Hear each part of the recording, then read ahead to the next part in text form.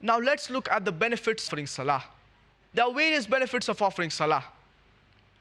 Salah is a way of life. It caters to the spiritual aspects of a human being and to the physical needs of the body. And Salah, it increases your faith. It strengthens your faith.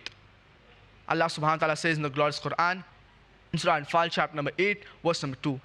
إنما المؤمنون الذين إذا ذكر الله وجلت قلوبهم وإذا تليت عليهم آياته زادتهم إيمانا وعلى ربهم يتوكلون. The true believers are those, when Allah's name is mentioned, they feel a tremor in their heart.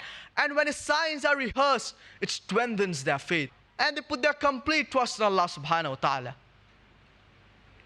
Allah subhanahu wa ta'ala says in Surah Fatiha, chapter number 1, verse number 5 to 7. إِيَّاكَ نَعْبُدُ وَإِيَّاكَ نَسْتَعِينُ. Thee alone we worship and Thee alone we ask for help. اهْدِنَا الصِّرَاطَ الْمُسْتَقِيمِ. Guide us to a straight path. صِرَاطَ الَّذِينَ أَنْعَمْتَ عَلَيْهِمْ. The path of those whom you are pleased with.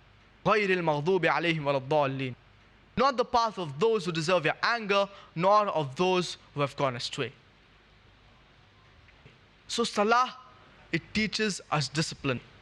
A true Muslim, when he gets up in the morning and he offers the Fajr Salah, and the Muaddin says, As-salatu khayrun minan nawm, that prayer is better than sleep, his morning starts early and he has a bright day.